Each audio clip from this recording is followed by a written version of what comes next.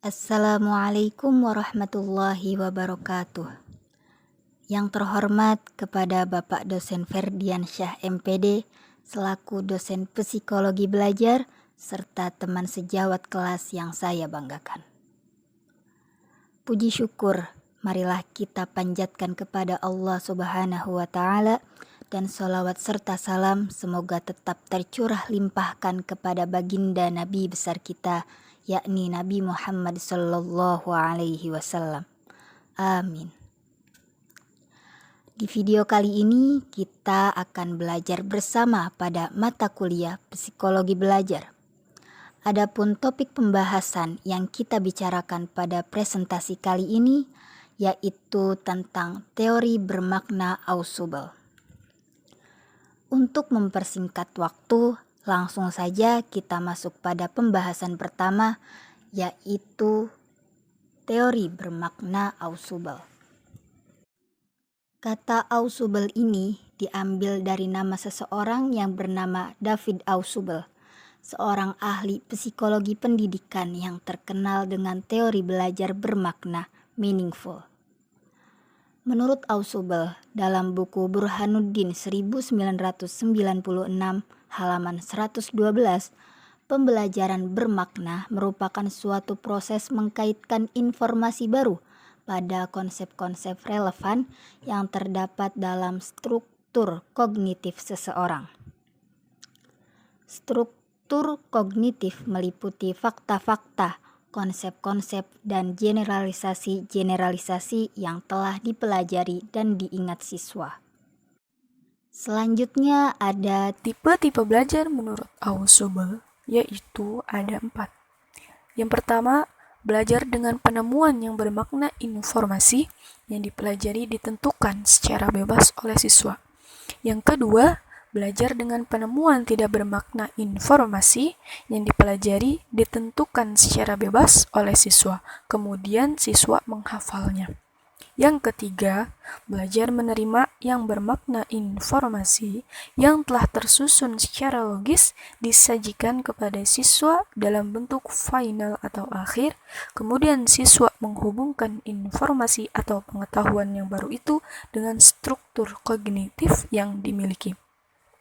Dan yang keempat, belajar menerima yang tidak bermakna dari setiap tipe bahan yang disajikan kepada siswa dalam bentuk final. Siswa kemudian menghafalnya. Bahan yang disajikan tanpa memperhatikan pengetahuan yang dimiliki oleh siswa. Selanjutnya yaitu proses belajar bermakna menurut Ausubel. Nah, proses belajar bermakna menurut Ausubel yaitu ada 4. Yang pertama, derivative subsumption. Yang kedua, correlative subsumption. Yang ketiga, superordinate learning.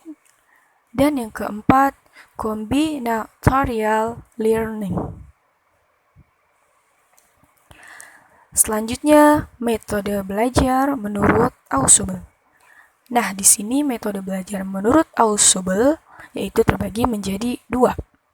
Yang pertama, belajar menemukan, yaitu bentuk akhir harus dicari oleh siswa. Contohnya adalah rumus akar persamaan kuadrat harus ditemukan oleh siswa. Kemudian yang kedua, belajar menerima, yaitu bentuk akhir yang diajarkan itu diberikan. Contohnya adalah rumus akar persamaan kuadrat diberikan. Selanjutnya yaitu langkah-langkah belajar bermakna menurut Ausubel.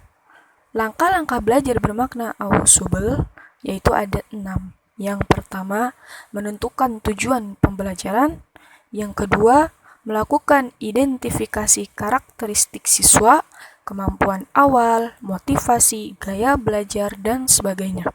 Yang ketiga, memilih materi pelajaran sesuai dengan karakteristik siswa dan mengaturnya dalam bentuk konsep-konsep inti. Yang keempat, menentukan topik-topik dan menampilkannya dalam bentuk advanced organizer yang akan dipelajari siswa. Yang kelima, mempelajari konsep-konsep inti tersebut dan menerapkannya dalam bentuk nyata.